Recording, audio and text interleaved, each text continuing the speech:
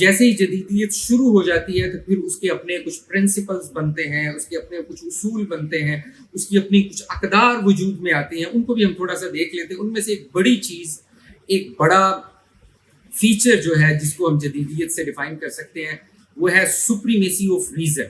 ان سب کا کرکس یا ان سب کا خلاصہ بھی یہ تھا، یہ جو مختلف پوائنٹس ہم نے دیکھے، کہ انسان کی ریزن کو اب ہم بالادستی دیں گے یا سپریمیسی دیں گے. انسان کی جو عقل ہے اب وہ خود مختار ہوگی. انسان جو ہے اب اپنی عقل کی بنیاد پہ خود کفیل ہوگا.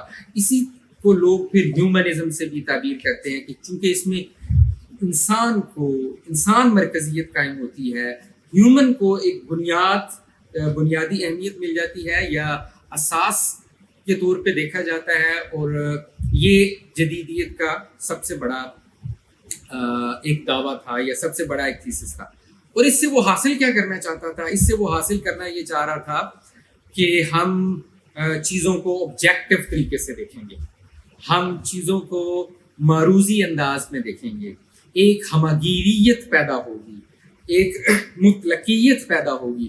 تو یہ جو یونیورسیلٹی ہے یا آبجیکٹیویٹی ہے، یہ ایک بہت بڑا جدیدیت کا خواب تھا، یا جدیدیت نے ایک بہت بڑا جو لوگوں کو دکھایا کہ اس سے انسان ایک یکسانیت پیدا کر لے گا علوم کے اندر، سائنسز کے اندر، فنون کے اندر، اقدار کے اندر. اور پھر یہ ہے کہ انسان اس کو فالو کرتا رہے گا.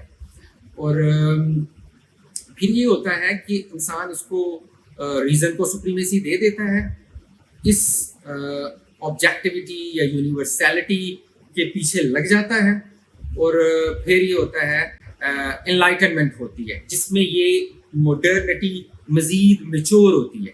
ماڈرنٹی کا ایک آغاز ہوا ہے، پھر اس کے کچھ پرنسپل بنے ہیں، کچھ اس کے آبجیکٹیوز یا ایمز طے ہوئے ہیں، ان کو لے کے چلا ہے. تو پھر آگے انلائٹنمنٹ آتی ہے 18ویں صدی میں. کانٹ آتا ہے واٹ از انلائٹنمنٹ، اور اس طرح کے رومانٹسزم آتا ہے، روسو، والٹیر، اس طرح کے جو تھنکر ہیں وہ بھی ریزن کو، اس کی سپریمیسی کو اور آبجیکٹیویٹی کو، ان سب چیزوں کو پروموٹ کرتے ہیں. اور یہ کہتے ہیں کہ اب انسان نے یہ کام کیا ہے کہ اس نے سیلف امپوز جو امیچورٹی تھی، کانٹ نے جس طرح اس کو ڈیفائن کیا کہ انسان کا man's emergence from self impose immaturity, انسان نے جو اپنے اوپر ایک امیچورٹی طاری کی ہوئی تھی، ایک ڈپینڈنس طاری کی ہوئی تھی، وہ چرچ پہ ڈپینڈ کرتا تھا، وہ مختلف روایات پہ،